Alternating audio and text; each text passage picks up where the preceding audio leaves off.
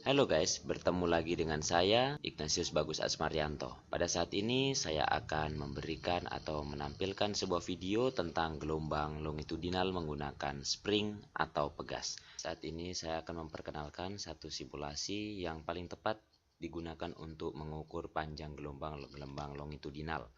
Ini adalah satu alat yang menggunakan spring atau pegas.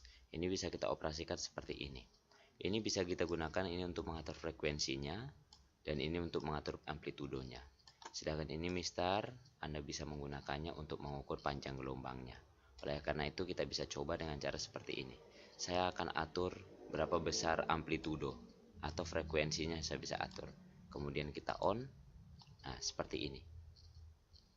Kita pause bisa juga seperti ini.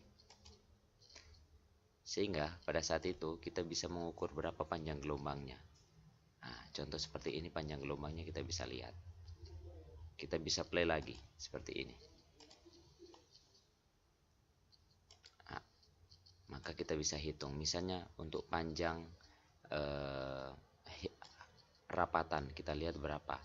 Di sini kita bisa cek menggunakan mistar.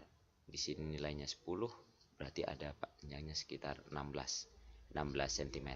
Maka Anda bisa menentukan ini sebagai salah satu pengamatan secara virtual. Jadi ini untuk mengatasi salah satu laboratorium yang terbatas pada Anda semua jika ada di lingkungan sekolah.